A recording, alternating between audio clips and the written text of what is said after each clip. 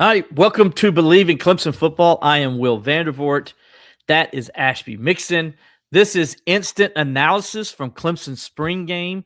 This is a new feature that we're going to start doing. I think me and Ashby, we're going to see how it goes. But Ashby, I think this is something we can probably do every football game if people are interested in it, and kind of get that instant take from me and you because we're at the games and kind of give an analysis of what we just saw and everything like that. And that's kind of what today is. We got done about both of us just got done writing probably in the last 30 minutes or so.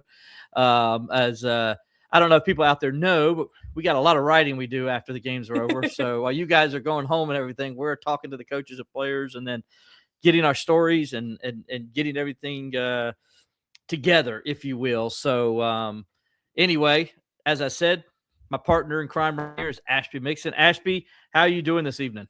I'm doing great. I think this is a great idea you had, Will, because I know as a fan, for me, when I get done watching a game, I want to go watch the press conference. And then after that, I kind of just have to sit with my thoughts. So I hope to provide some instant analysis, what we saw from being at Memorial Stadium today and in the future. I think it'd be fun to keep this going. Yeah, I think it's going to be fun too, and it's something we'll hope to, as we go along and do this more and more, we'll get better at it and faster at it, and maybe add a few wrinkles here, maybe a quote or two there from Coach Swinney, or some players or something as we go along. But we appreciate you guys joining us. I know it's an Elite Eight Saturday, and you guys are probably watching basketball, but hey, this is Clemson. We don't talk about basketball. We talk about football at Clemson. No offense, Coach Brownell. I love you. You know I do. And you know I love basketball. But it is what it is today because we're talking Clemson football and spring practice. If there was a basketball game, if we were at the Elite Eight, I think, Ashby, that's what we'd be talking about, right? Let's be honest. Look, if Clemson went to their second Elite Eight in 3 years, I would be A-okay, not talking about the spring game, and we'd be talking all basketball. But it's kind of fun to be able to look forward, look ahead. You just had the basketball season in. Last year's football season was disappointing. So to be able to kind of look forward and go to a game where you have nothing to do but look at the glass half full because there's no record yet, it's pretty fun. And it's kind of fun to have that kind of analysis after a game. It is. Usually me and Ashby are doing, if you guys listen to the Tiger pregame show on 105.5 The Roar FM in the upstate, the flagship station for Clemson Athletics, you would know me and Ashby are always analyzing before the game, as we did this morning with William Qualkenbush. And so me and Ashby, we've been at it since 8:30 this morning. Going into Memorial Stadium. So we said, you know what, Ashby, let's just add one more thing to our plate. We do the pregame, we do the game. Now let's do the postgame, right? It kind of goes all hand in hand, right? Well, when you pitched this idea to me, I think the first words out of my mouth were, wow, Will, we are really going to reach our word count for the day. We have done a lot of talking today. I have mad respect for Qualk and all those guys that do the halftime show, the pregame show, the postgame show. So they do great work. And we always have a lot of thoughts after the game, and usually we just say them to each other amongst ourselves, bring in JP, whoever else is with us kind of in it. But excited to bring in you guys, and we'll have more nuanced thoughts in the 5 months between now and September 5th when Clemson opens their season against LSU. But these are just kind of first impressions and thoughts right out of the gate. So excited to be here tonight. Yeah, and let's get to it. Our first impression, first of all, obviously Bleav in Clemson football is presented by FanDuel. I should have started off with that, so I apologize to my sponsor there. Go over to FanDuel Sportsbook and get all the odds. If you want to see where the Tigers next year are going to be, where they're predicted by Vegas and FanDuel in the I think number 4 in the conference in the ACC going into the season. They also got how many games you think the Tigers are going to win. You got all that good stuff over there as well. Plus, NBA playoffs are about to start up. There's this thing going on called the NCAA basketball tournament. There's a lot of things to do over there. So go on and check out the guys over at FanDuel Sportsbook. And we appreciate them as always being a sponsor to Bleav in Clemson football. And also want to give a shout out to the Clemson Insider for obviously allowing us to use this platform and to do what we need to do on the show each and every week when we do our Bleav in Clemson football podcast. So go on over to the Clemson Insider for all the latest updates for the most complete coverage of Clemson athletics. Check it out. We got everything right now on the spring game. We got you covered. So go check it out. JP's getting done with the baseball game just a little while ago. Unfortunately, the Tigers fell 8-6 to Miami. A late comeback ended there late, but they did give it a good go. But anyway, Miami takes that series 2-1. Florida, we got the softball update as well over there. Softball lost to Florida State. Another heartbreaker again today for the Lady Tigers over there as they drop a 4-2 game to Florida State and lose that series. So they got game 3 of that series tomorrow over, and Ashby will be covering that game over McWhorter Stadium. So you can check Ashby stories out. And, of course, we got everything in the spring game. And that's what we're going to talk about here in just a second. One more sponsor, though. I got to make sure I'm getting my bills paid because that's how only we can do this. Like to also thank Smoke on the Water for being a sponsor with us again this year. You can go on over to Smoke on the Water at 64 Beacon Drive off Restaurant Row, off Pelham Road in Greenville, South Carolina. Smoke on the Water will be opening real soon here in the spring. The all-new Smoke on the Water will feature the same famous smoked meats it had before: pulled pork, brisket, beer butt chicken, and prime rib. But a few new things will appear on the menu as well. They'll also have their signature 5 barbecue sauces that will be there to complement, not smother, any of the smoked meats you get. Like before, the all-new Smoke on the Water will have Greenville's best happy hour, and it will still feature live acoustic acts. Smoke on the Water, owned by Mike Schuler, has been a staple in Greenville for over 18 years, and they want to continue to do that in their new location.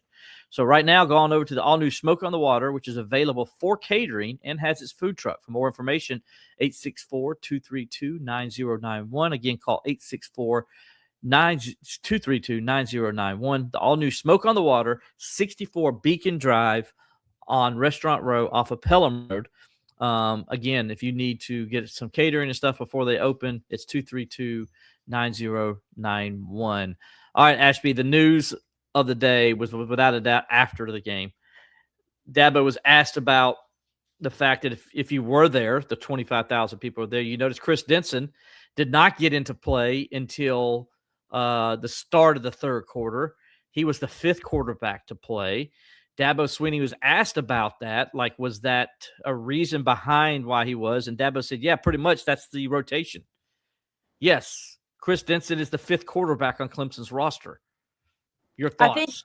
I think ahead of spring practice and certainly after the season last year, that is not what I anticipated hearing at all.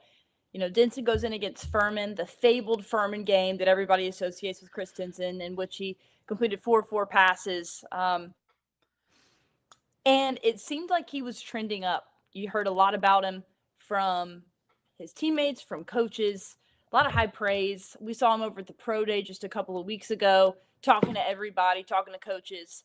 And, you know, as the game started, as it kind of progressed, you saw Christopher Vizina and you saw Tate Reynolds. And you and I looked at each other and started saying, you know, where is Denson? But what point does he come in? At what point does Christopher Vizina conclude his day? And that just kept getting pushed back and pushed back. And when Denson did get in, it wasn't really much to say. I think he went 3 and out on his one drive. But huge news there for 1 month of practice, 1 month with Chad Morris, for them to make the decision that, yeah, there are other guys that are more qualified and are going to be more ready to play sooner rather than later. So big time news, kind of jarring news that we had heard about him in the last few weeks. It feels sudden, but I'm sure that it wasn't. Yeah, and so that was the news there. The other part of that news was that true freshman Tate Reynolds is now moved into number 2. And Dabo even said that Christopher Vizina and Tate Reynolds have separated from the rest of the pack during the spring. They are clearly the number 1 and number 2 guys going into summer workouts. Dabo was asked, okay, is there a competition? Can Reynolds really push CV for the starting job? And Ashby, he says, absolutely. And he made no bones about it. Like, this is going to be a competition. And so they went from 5 quarterbacks to 2, and it was pretty obvious that those were the 2 guys they wanted to see, because that pretty much that whole first half was Christopher Vizina and Tate Reynolds. The writing was kind of on the wall for Tate Reynolds to be the number 2 guy. I know media availability in the last couple of weeks, we saw him running with the 2s, and When Chad Morris was asked about it a few days ago, he said, "Oh, it was just his day to be there," which makes it pretty clear that they were going to kind of unveil this. His day to be the number 2 guy. His day, right? Which at the time you were like, okay, whatever. But clearly, Tate has separated himself, and from the first day that we saw him, he looks the part. He's a tall kid. He's a big kid. He's strong, and there's none of that undersized freshman thing going on with him. Like, he looks as developed as Vizina to me. Mm-hmm. And he's clearly shown that, yeah, I'm ready to play. This is a guy that was coming off an injury his senior year of high school. I don't think he even got to play his senior year. And so for him to be able to be that ready to come to college is also really encouraging looking forward as to where he could be 6 months from now or a year from now. Yeah, and other part of that news with Denson was that Dabo made it seem like, and I asked the question to follow up, like, does this mean he's going to move to another position? Because of the way Dabo Swinney was like, I hope he wants to play quarterback. If he does, we want him to stay and play quarterback. But Dabo kept like, there's a but if he wants to. And so I asked Dabo, would he be moving to another position? Is that possible? And Dabo admitted, yeah, that's possible. Because he said, but if he wants to play quarterback, we'll make that work too. Because they want him on the field. They'll find ways to use him because he is his athletic ability and what he can do. But it sounds like to me, Ashby, that they're kind of pushing the young man to say, hey, and Dabo's words were this: the reason he's behind is because he's just not at the level he needs to be to compete as a passer.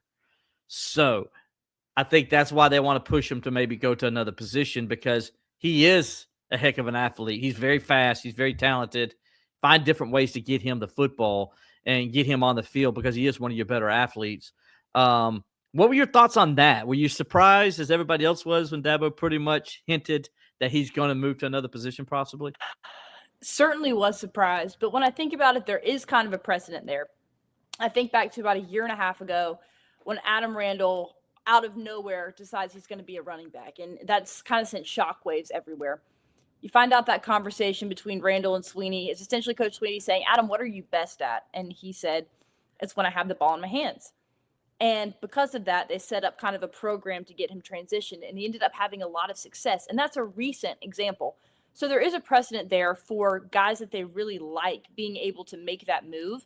My question is then, does Denson want to do that, or does he want to play quarterback? Because it seems like if this had been known a couple months ago, would have been very likely that he hits the transfer portal, right? So This feels like they got into practice, they got into a new scheme, and with the style that Chad Morris runs, his talents didn't necessarily line up with that.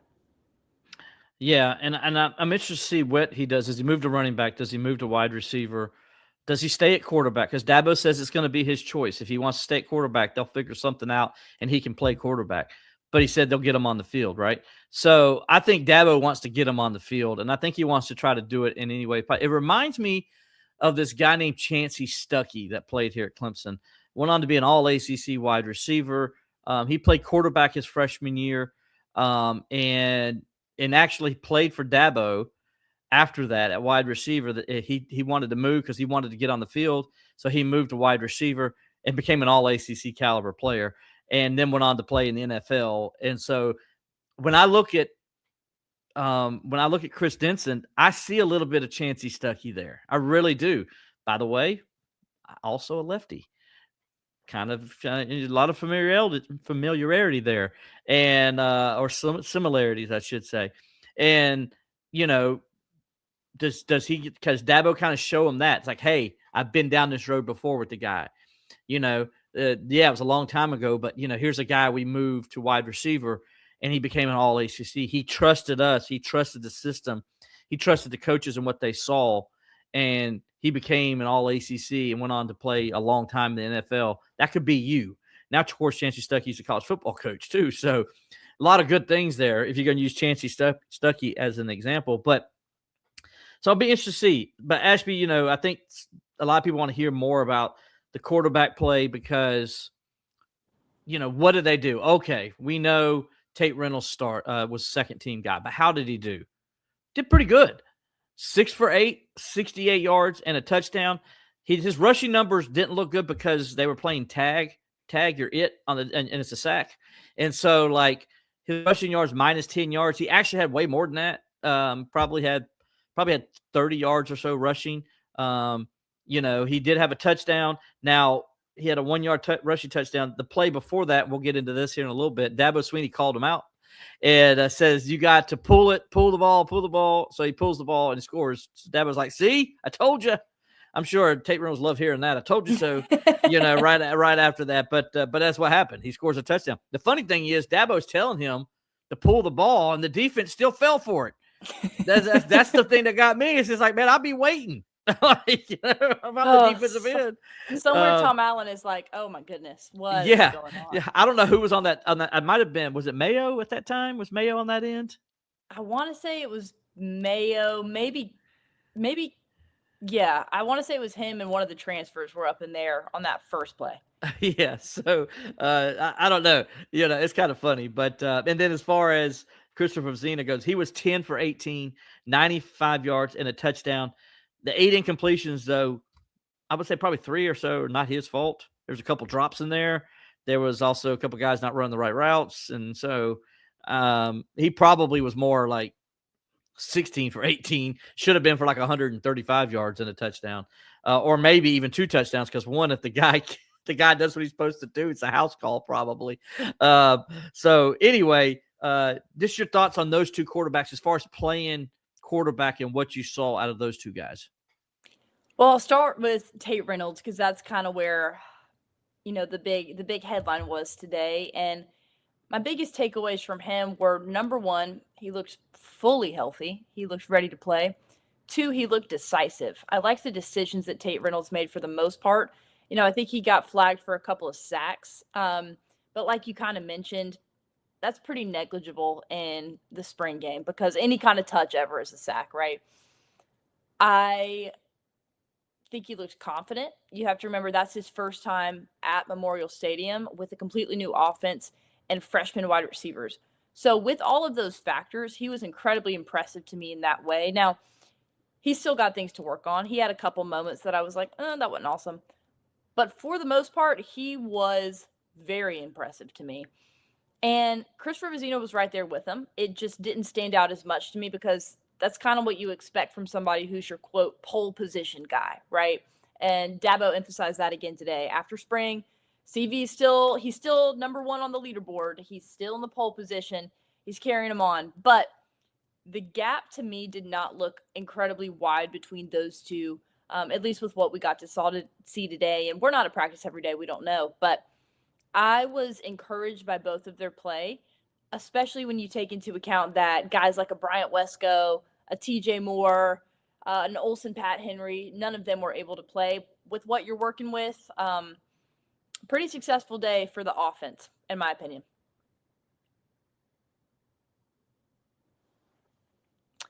Willie V, I cannot hear you. That's because I had my mute button on. That's clearing my throat a second ago. First of all, I've seen a lot of comments from you guys in the comment section. Please keep commenting or ask questions. We'll get to those here in just a second. But yeah, Ashby, if you were there, you noticed that if you were at the stadium watching it, how Clemson's offense was stacked and their defense was stacked. The orange team was loaded. Let's just, call it what it is. Just call it what it is. The white team had no chance in this game. Qualk set the line at 13.5, and doggone it if he didn't cover. Man, we said it was. I thought it was going to be lower than that. I really did. No. Yeah, and he said we set the over and under at 31, right? And it was 26. We were pretty close there. So he was pretty close. Qualk did a good job on it. I think Qualk knows a thing or two about gambling. I might want to talk to Leah about that. Anyway, I'm just kidding. Just kidding. Qualk is definitely not a guy that does that stuff, but he does participate in FanDuel stuff, and so we're all good with that. But anyway, I thought like the game itself, though, the orange offense looked really, really good. And I thought for the most part, the things I saw, and I wish I could go back and watch some, but the game's not on tape, so I can't go back and watch it. But from what I saw, I really liked what I saw out of quarterback play. I liked what I saw out of Gideon Davison. Mm-hmm. I liked what I saw the future could look like with some of those receivers, the young receivers. I think they, when we talk about a Sellers, he had a touchdown, a nice one-handed touchdown catch. I mean, backside shoulder, and he makes a nice one-handed catch, going before he goes out of bounds for the touchdown. Kind of gives you a glimpse of what he could be like in the future, I think. I thought Burrow showed some promise as well with a couple of catches. I think he had 3 catches, 28 yards or something like that. Yes. So I was impressed with them, right? But then at the same time, I'm like, well, they were stacked. And it's not like that other side, it's like they weren't going against, the big time guys over on the defensive side either. So, and the same thing goes for the defensive side. So really, I'm still kind of like, okay, what did I see? How much of it can I really soak in? I don't want to get caught up in the, oh my gosh, this guy looks great, or this guy looks great. Oh my gosh, this guy's unbelievable. Because if you do that, then you're going to get messed up, right? Because that's not what you're looking at. You got to look at some different things. So I really paid attention to Fazina's footwork. His footwork, he looked very comfortable in the pocket, even with guys that are able to tag him, and that means your clock of your head is going off faster because you got even less time to get a ball off. And I thought he looked pretty comfortable in the pocket for the most part, stepped up really good. And when I watched Reynolds, most of the time he looked good, but there were a couple times you could tell he's a freshman. Yes. And he ran into a couple sacks, if you will, and then like Dabo got onto him that one time for not pulling the ball when he should have pulled the football. And so there were some of those freshman moments out of Reynolds, but I thought his first time playing in front of 25,000 people, clearly the biggest crowd he's played in front of too. I thought he handled it pretty well, and then as far as the defense goes, I thought overall they played okay. There was nothing that said, oh my gosh, look how great they're going to be. Because again, were they really sacks? They got 10 sacks as a defense, but I don't really know. One thing I did notice from the defense was the communication was really good.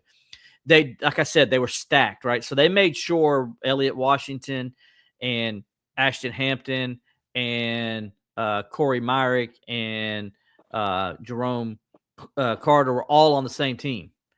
And that communication, you could see those guys were comfortable playing with each other, with Sammy Brown and those guys. I thought overall the defense looked okay, not anything to write home about because there was no turnovers in the game. Elliott Washington dropped the only one that would have been a pick six, which That's what I was going to say. Which I called in the pregame show, would have been a pick six, but he went with the wrong hand. And if he goes more inside instead of outside, he's probably taking it to the house and it's a touchdown. Instead, it turned out to be like a 25-yard gain for Juju. So your thoughts, Ashby, just on all that I just threw out there, which was a lot. Well, let's start with kind of what you said about the offense. Going into this, Will, I'm going to be so honest with you. I had very, very low expectations for the offense based on what we heard after the last scrimmage, which was they didn't look great. You heard a lot of yelling as we were going into Coach Swinney's press conference after the last scrimmage at Death Valley. And he pretty much said afterwards, yeah, none of the quarterbacks were good enough. None of the receivers were good enough. And the defense looks all world was my takeaway from that. And either they've gotten a lot better since then offensively, or they just kind of figured out some mistakes, because they definitely held their own with a defense that was definitely stacked. And, you never really had the ones on the ones at any point in the game, which I agree with you. It's a little bit tough to tell what's going on there, but they were significantly better than I expected. They were moving the ball. I thought it was a much more entertaining spring game than last year, because last year I felt like there were a million just 3 and out again and again and again. And you saw them piece together some really good drives. So that was encouraging. On the other side of it, you heard London Merritt's name a lot today. I think of all the transfers, he was probably the guy that had the most production. Elliott Washington had a really solid game, was so close to a pick. Oh my goodness, Will, I thought you had it. I from your did too. prediction. And you knew I was going to let everybody know it. Oh, you were going to say it for the rest of eternity that you called it. Listen, I know you well. But I was encouraged by them, and the defense definitely still has some work to do. Offense certainly still has some work to do. But to you, we talked a lot, wrote a lot leading up to this about these transfer guys and the Corey Myricks and the Jerome Carters of the world. What did you kind of see from them today outside of the communication on the field? Do you think that they adapted to the Tom Allen scheme? Well, one thing we didn't see is busted coverages. I mean, Great point. let's just call it. Last year in the spring game, we saw that. Remember, I brought up the Tristan Smith touchdown the other night when we were all talking, and that's something we didn't see in this year's spring game. I think it was you that noticed and said there hadn't really been but one long pass the entire game. That's what I was going to say. Yeah. So, so that's the thing I noticed is that we didn't notice them. And that's the ultimate thing. You don't want to notice your safety, right? And then another thing I noticed, if I'm not mistaken. I'm sorry, I got to do the little with my finger up top there, but I'm trying to get the stats to go. Let me look at the defensive stats here, Ashby. If I'm not mistaken, let's see. Okay. Yeah, I'm right. None of the safeties are among the top tacklers on either side. So that is a good sign. Yes, it is. That's a really good sign. You don't want your safeties leading the team in tackles.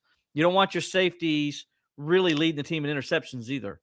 And because that means the corners are getting beat too bad. There's things that are happening. So the fact that your safety's job is to just make sure nothing gets past him.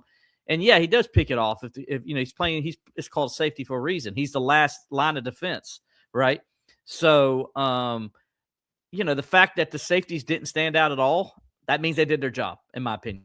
And so, it's like an offensive lineman.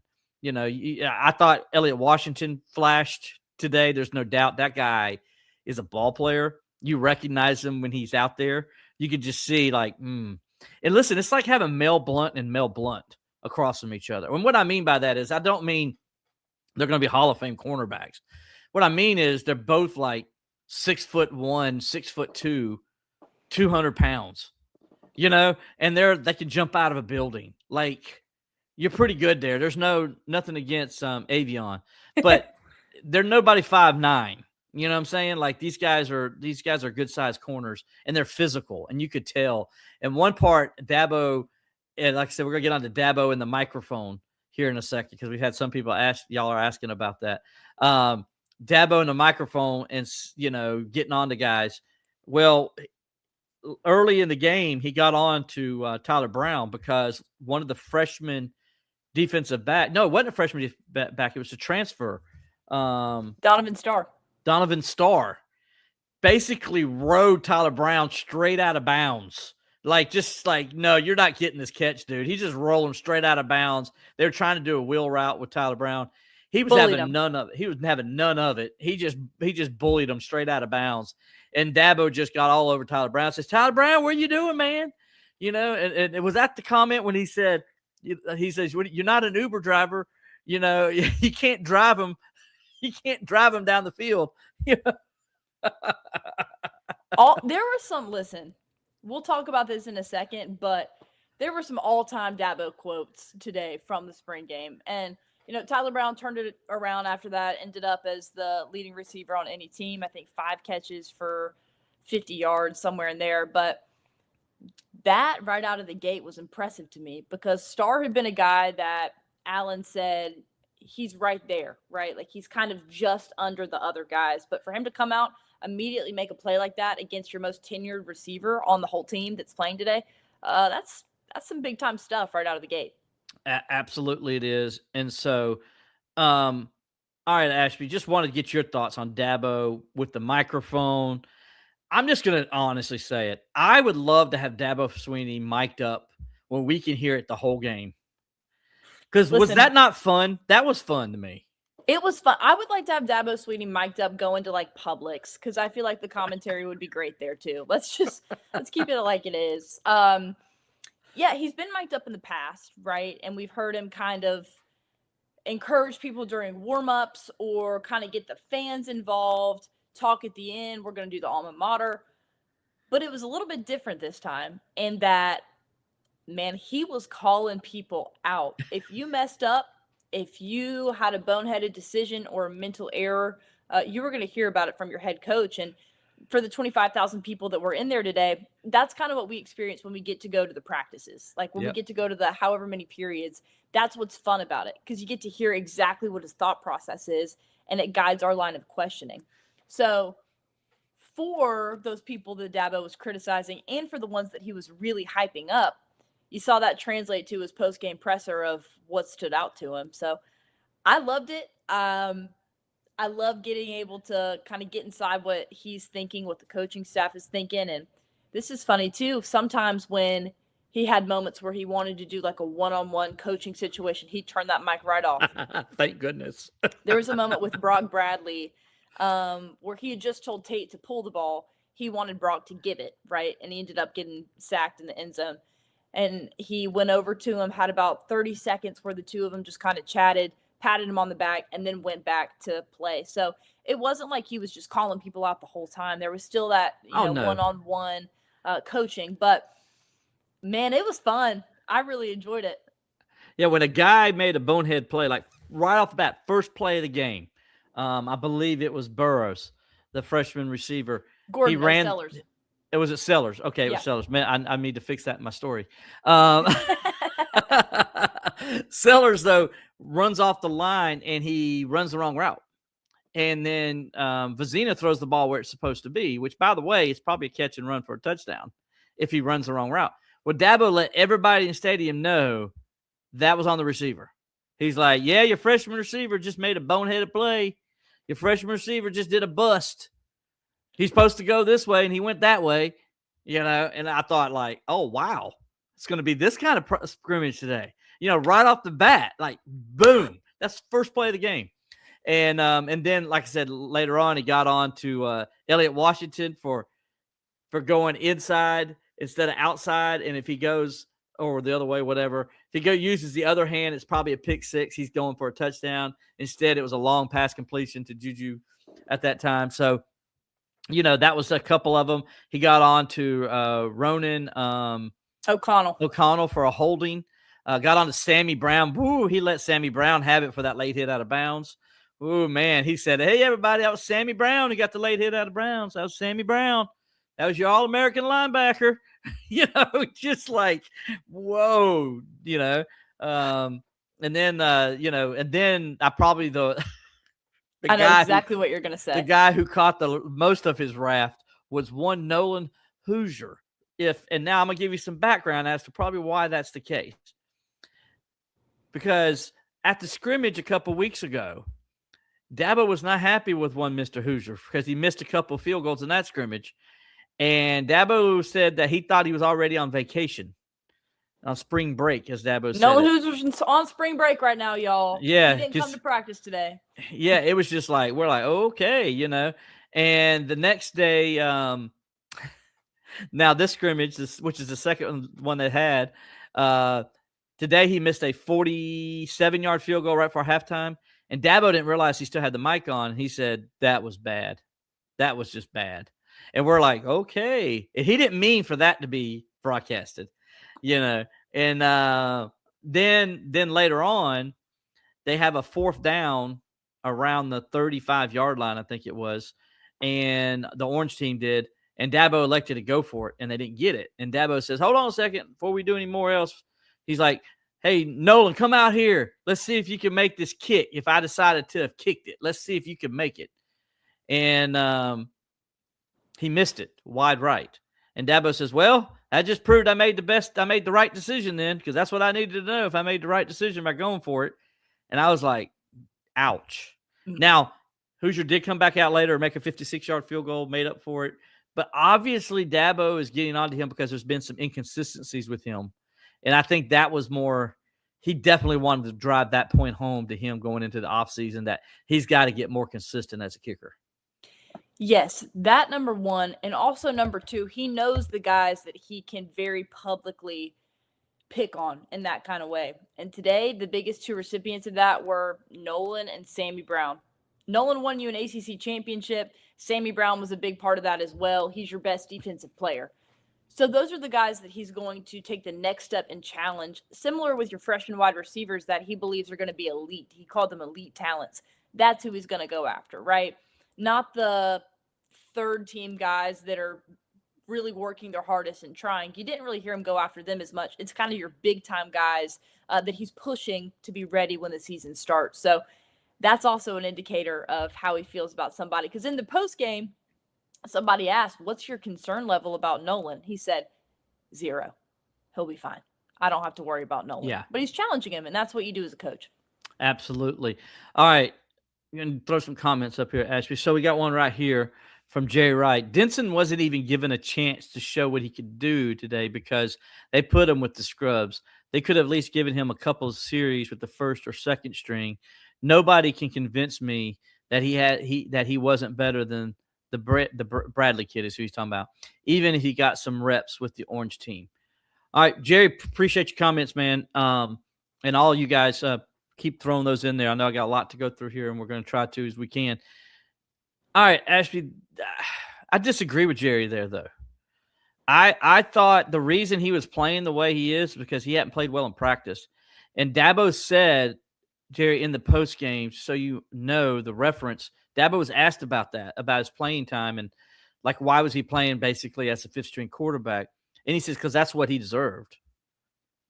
And that means in practice he hasn't played well. And Dabo even said that he's not playing from a passing standpoint at this level to where he can compete. That was his exact words. He can't practice.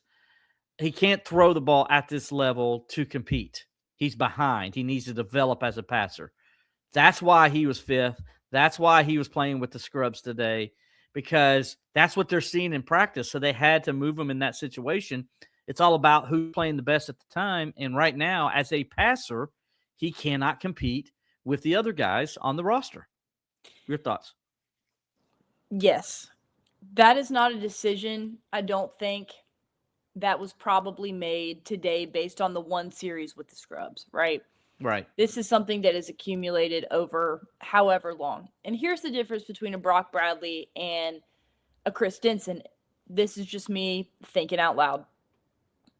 Chris Denson has already had a year of being Taj Boyd's project, where his primary focus has been on to develop him, prime him to be ready to play. He had an opportunity in a game last year, right? He's already a year.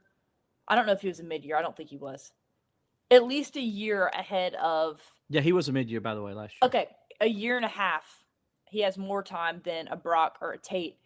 And if those guys have both come in and have immediately shown that they have more upside, that they have more of a chance to play quarterback for Clemson, then I think it's doing Chris Denson a disservice to continue to kind of string him on if they don't think it's going to happen, right? If they think he needs to transition to another role, if they think his passing isn't where it needs to be, because he's already had a year and a half on these guys. And if they came in straight from high school ready to go, that it seems like it is. And I agree that that's kind of a tough thing to say after the transfer portal window, after the spring.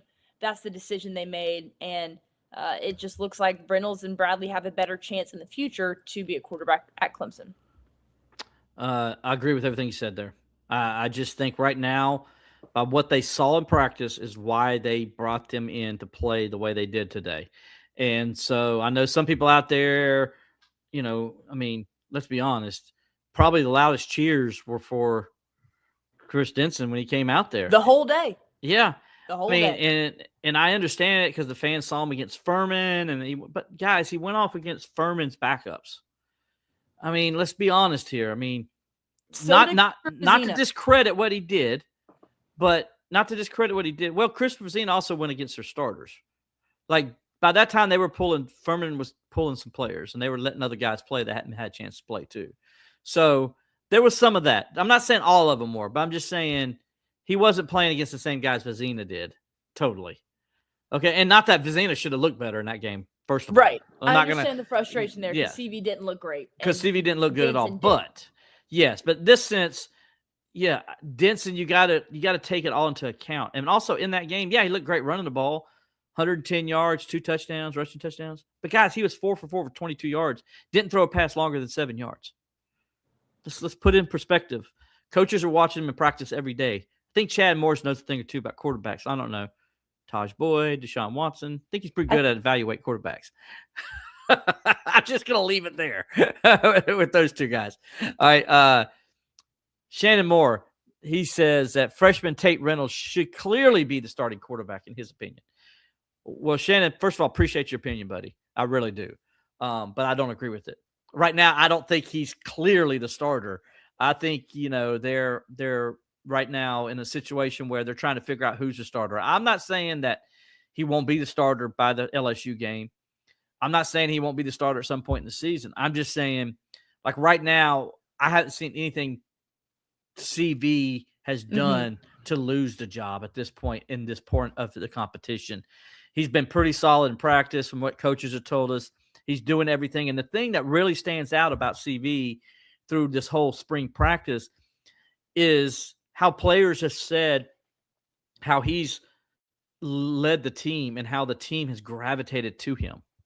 Yes. That is probably one of the ultimate compliments you can get is when players are saying they've gravitated to him. Not that he's demanding they follow him or anything. They're kind of going to him. And so I think that says a lot about CV and where he's at in his preparation right now, too, because they're seeing Ashby, his work ethic. They're seeing how he's handling things and how he's handling this competition. And I think so far his teammates have been impressed with him, as has the coaches. And he came out and gave, I think, the best interview of the whole spring to the media, in which he said, I love Clemson. I want to be at Clemson. There's a reason I didn't leave. I want to be the guy.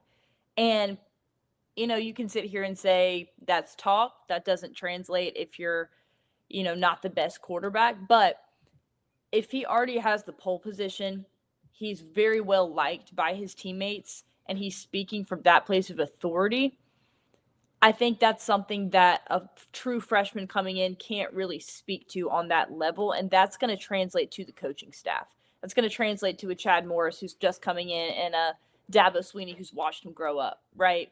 Mm-hmm. And that off the field side is so crucial coming off of a disappointing season as well, because who are you going to turn this thing around? And if that's a true freshman, outstanding. But Tate Reynolds didn't look light years above Christopher Vezina in the way he would need to for his physical attributes to get over the mental side of CV. Totally 100% agree. By the way, my friend Mark Wells there, special buddy, checking in. Thanks, Mark. Appreciate you, buddy, as always. Mark out in Oklahoma, living out there, causing problems. Me and Mark and a couple other of us, when we get done with the spring game, Ashby, we don't come back and do an instant replay of spring game. We'd probably head over to the SO and have a few cold ones. That's what we normally would do back in the day. So good to hear from you, Mark. Man, we got to call and catch up later on. Let's see. We had all spring, didn't get the job done. I don't know what that means. I think talking to somebody else. Let's see. Let's see what we got here, Ashby. Gotta love this is like live stuff at the love to do. Yes. While you're looking for something, I want to implore everybody that's watching to go watch the video on the ClemsonInsider.com's YouTube page of Elliott Washington's interview after the game. Will, were you over there for that? I was the one interviewing. Yeah. I think that any kind of apathy that was so frustrating to watch last year, there's not a shred of that in him. He came over and said, I want to be the guy. I am bringing competition to the highest level. I am holding myself to a different standard. And that's translated to what the coaches have said about him, right? All we've heard all spring is Elliott Washington. So if you want to kind of get to know the face behind who everybody's raving about, he was pretty impressive today. And you can tell really brings some competition to that room. Absolutely. Very good point. Also, if you're over there, if you're on our YouTube page, why don't you click the like and subscribe button? We appreciate that as well. And by the way, Ashby, this means good. This is good. It's not passive aggressive like some people in your generation think. Anyway, okay. You never know where I'm going, do you? You know? Man, it's like, all right, sidebar. When I sent my dad something that I think is really funny and he just responds with a little manual ha ha, it makes me think he doesn't think it's funny. Or when he just sends me the manual thumbs up. Listen, I think it's fun. That's a generation gap. Yeah, but I'm telling you, as the generation your dad's in, that means he liked it. He probably laughed really hard. It was good, and he laughed hard. So, just letting you know. Thank you. There's that ambassador. I just closed the generation gap right there. Just closed it in one conversation. Anyway, it took us all of 1 minute. I like this from Jeff. Jeff Browder on Facebook says, last 5 spring games have had a negative taste in our mouth for QB play. Much better today for both guys. You know what, Jeff? You're right. That's such a good point. It's a very good point. Like, I left there today, didn't feel negative at all about the quarterback situation. Really didn't.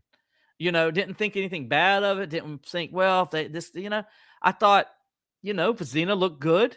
I thought he, like I said earlier, looked comfortable in the pocket. I loved the feet, the way he was moving, just the way he was managing the offense. By the way, we're going to talk about the muddle huddle here in a second too. And then I thought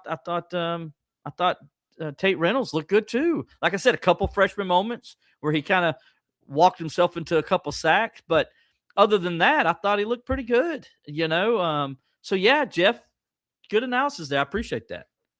And another good point off of that too is in the last few years, there was no question about who the starter was going to be. It was going to be Cade the last 2 years, regardless of how anybody played in the spring game.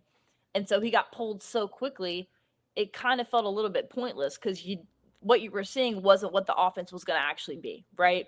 Exactly. And so today you got CV and Tate Reynolds playing long periods of time. They both got several drives. And they kind of got to settle into it a little bit instead of, all right, 1 and out. So that was fun too, to actually get to see them work and get to see them settle in instead of just, oh, we know he's the starter, he's done. He's out. He's out. He's good. He's fine. Get out of here. Get out of here. No, very good points. And Jeff, appreciate you bringing that to our attention because that is accurate. Great point. The Ashby, the muddle huddle. Remember today on Tiger pregame, we were talking about how they were going to try to get in and out. And Kwok says, he thought maybe Chad would do something that, we're not used to seeing, and how he would try to get the play in fast and get things done. We saw a little bit of it with the muddle huddle. We did. Ran a lot of the muddle huddle today, and the offense seemed very efficient, getting itself in and out of plays. What are your thoughts on the muddle huddle?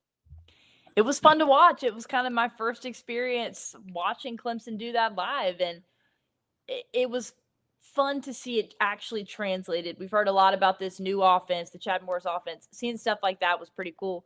Will, did you get like flashbacks watching that? Well, no, because they didn't do much of the muddle huddle when Chad was here before. I mean, they did it some, but they didn't do it like they did today. Well, maybe today he was doing it intentionally, because they didn't want to show their hand too much.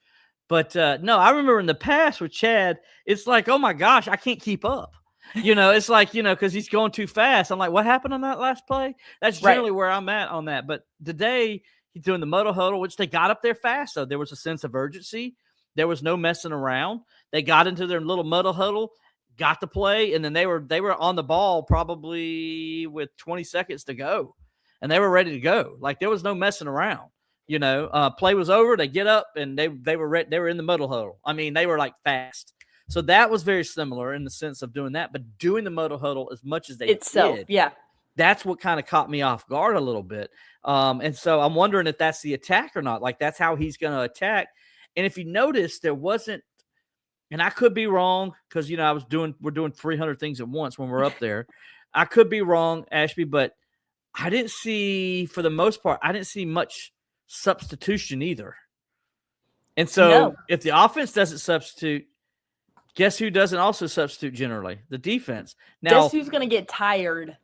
Yes, and so I did notice that in there at times that there wasn't as much substituting, like they're kind of going with who they had. Now that might have also been the case, Ashby, because they had small rosters and you kind of had no choice but to go with who you had. You know, I can't believe we forgot this though. Hello, tight ends, welcome to the passing game. Oh my gosh, it was 2011 again. I mean, how many? Let's look. I'm gonna see how many passes these. How many they got? Let me look at the game track here. Let me look at the stats here.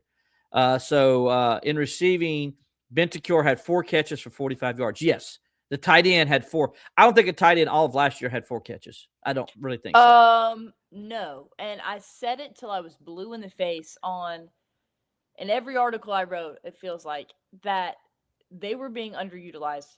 Christian Bentancur is the prototype of a guy that could be a really successful tight end. He's big, he's fast, he's an athlete. I think he played like 72 different positions in high school. Mm-hmm. He's got really good hands. So I was waiting and waiting and waiting last year for him to get opportunities, and it felt like they never came. Same thing with Olsen, who didn't play today, but it was cathartic almost to see those guys get the opportunities that I think that they deserve and capitalize on them. Obviously, with what do you say, 45 yards? Yeah. So today, total tight ends, Okay. all 4 tight ends that played, 7 catches, 56 yards, and let's see how many targets did they get. Let's see. We got 2 targets there. 1 target, so that's 3 targets there. Let's see, and then let's see. I appreciate the live math you're doing. I feel like I'm a part of you writing an article. Yeah, yes, right. This is what it's like. Yeah, so 10 targets altogether, 7 catches, 56 yards, 10 targets altogether to the tight end today in the scrimmage. I'm all about that, Ashby. Give me 10 targets to my tight ends, and I am all about it. I mean, that's Chad Morris's offense in a nutshell right there. He's going to try to find – everybody's like, well, why is he – I think it was Sam that asked me, like, why does he throw to the tight end? Here's why he throws to the tight end. Because if your tight end's catching the ball and they're getting 60-something yards, 70-something yards in receiving, guess what happens? The safety and the linebackers got to move over. They got to guard that guy now. They got to worry about that guy. That's one less guy, and I hate to say it, the proverbial box. That's one less guy in the box to stop the run. It opens up the run lanes. You get more of a running game. And if you're really good at throwing to the tight end and it's a problem and they know going into the game, you don't even have to worry about the box because they're going to be counting on the tight end anyway. So it does so much to your offense.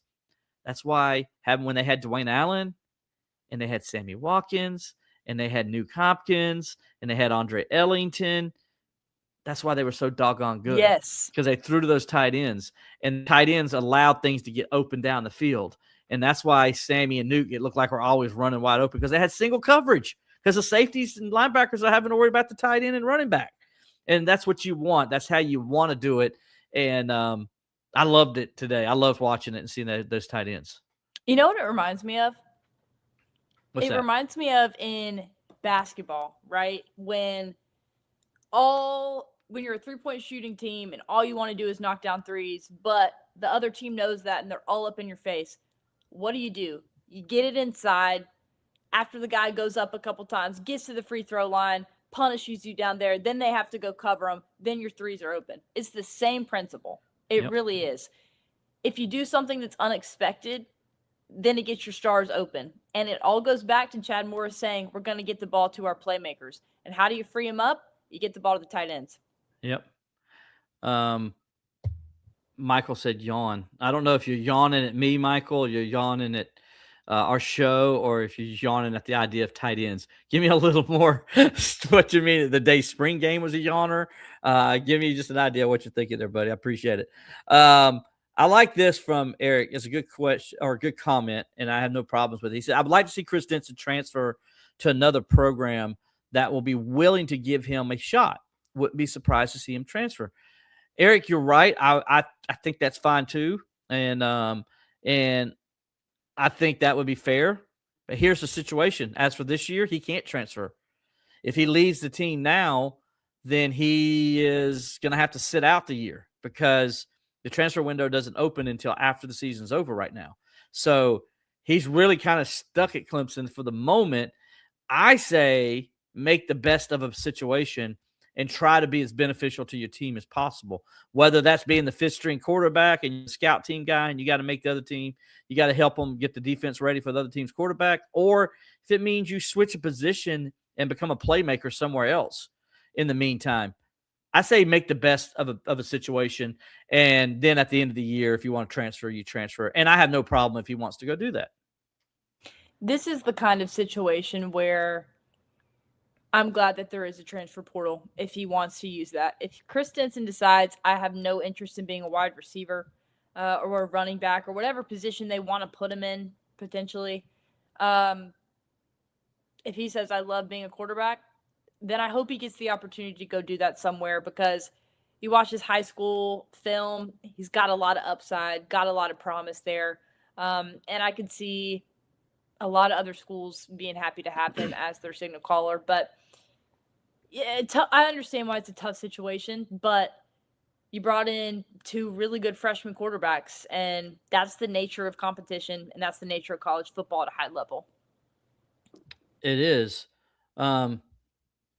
Again, I'm waiting to see what other gentleman we had up there. He said it was a yawn. I don't know if he means spring game or just me and you are boring, Ashby. I don't think we're boring, but you never know. To each their own. Yeah, each their own. Andrew here, he had a blast at the spring game. Coach Morris signed my hat after the game, and I'm not gonna lie, I freaked out.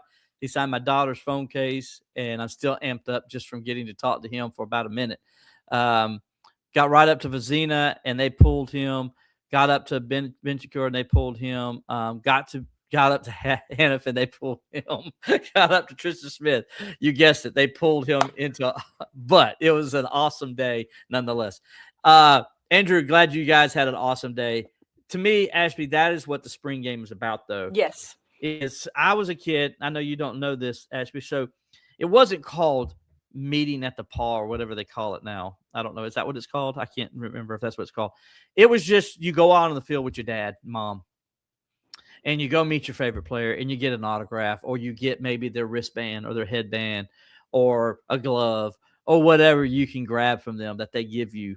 I still got a couple from when I was a kid, and those are things that you hold on to. And I remember when I see those things, I remember my dad, my stepdad, and what a special moment was being with him in those moments and him getting to do that with me. Right. And so to hear Andrew talk about that and have his daughter there and get the autograph. And I hate, Andrew, that they pulled the players and they have to go in because they got to talk to us idiots. And not talking about Ashby, I'm talking about me. So that you can blame it on me. That's why they pull them, because they got to come in and talk to us and stuff like that and talk to the head coach and all that as Dabo gets the team together. But yeah, man, thanks, Andrew, for that, because that's what it's about. That's what the spring game's about. That's what meeting at the paw's about. I hate it when people's like, oh, they always rush onto the field at Clemson. I'm like, no, you're an idiot. You didn't do any research before you made that comment, because they don't rush onto the field. They do this after every game, and it's about meeting your favorite player. And it's those little kids out there that you guys don't seem to know anything about, getting to meet their favorite player and get an autograph or get that wristband or that shoulder, headband, and take it home and keep it for the rest of their lives and just have good memories about their mom and dad. That's what it's about. Right, Ashby? Yeah. As a daughter that got into sports entirely because of my dad and watching games with my dad in person and on TV and, us picking out our favorite players together, the fact that in today's day and age where everything's so commercialized, that still exists at Clemson, and you guys got that opportunity to go down there and got to bond today and got to be in the stadium. I think it's a really special thing, and I'm very happy that Clemson does still do a spring game for that reason. And the vibes are really great. You had a lot of different events going on in the upstate today. You had baseball, softball, football, and golf. To have families be able to go to all of that, spend the day together. It was really special and something I'm really grateful I get to be part of.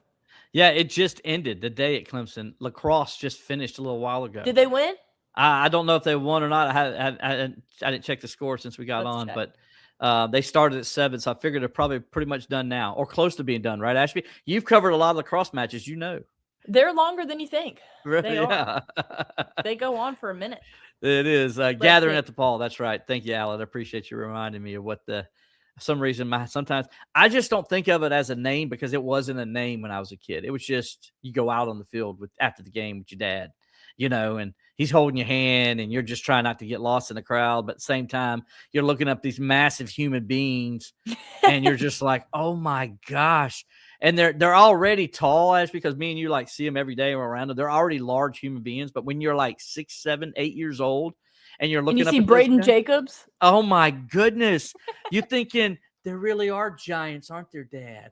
You just, so it's just a great tradition at Clemson, and I'm glad they get to keep doing it. And it just people respect it for what it is. And I always tell the new students that come in because they don't know that and they rush the field and they act like idiots. I'm like, dude, that's not what this is about.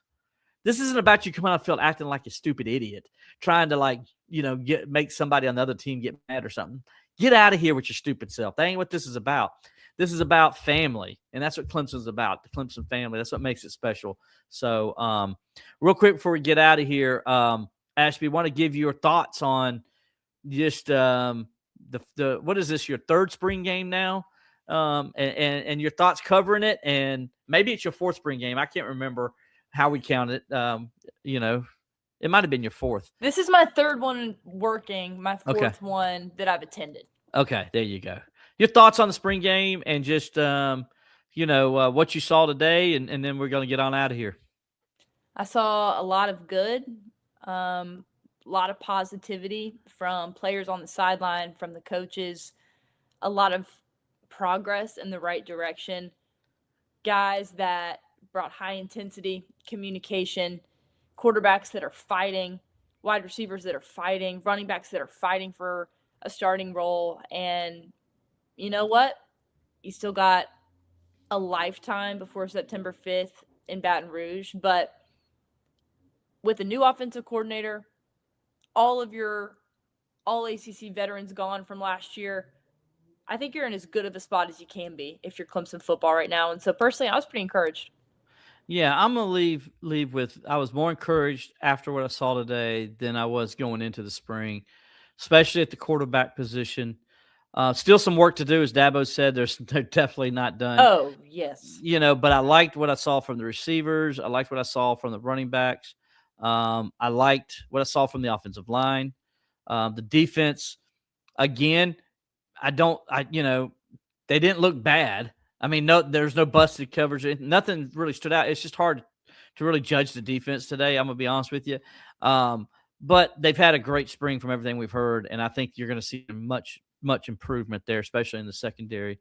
So overall, I think coming out of the spring, a little encouraged about next year. Now, I'm not saying, like we in Quackenbush does, the road to the national championship begins with the Bleav in Clemson podcast. But I do think maybe the road to an ACC championship game appearance could begin here. And I think that was the first step today. And they got a tough schedule. Remember, not playing East Teboga Community College start the season off there, Ashby. Sisters of the poor. No. Ashby, from somebody from Alabama, tell us where East Teboga is.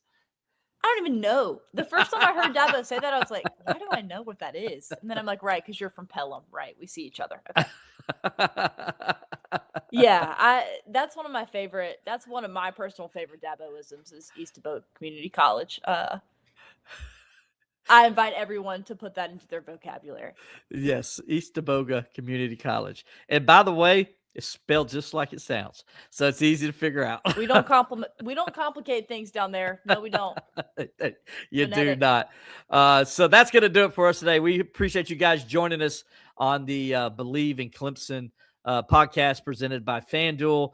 We're going to be back. I'll be back again on Tuesday. I'll have my ugly sidekick, Alex Dodd, with me as we kind of break down some more things from the spring game, and we'll we'll kind of dive into stuff there. So check that out. But for right now, I want to thank Ashby Mixon for being with me here.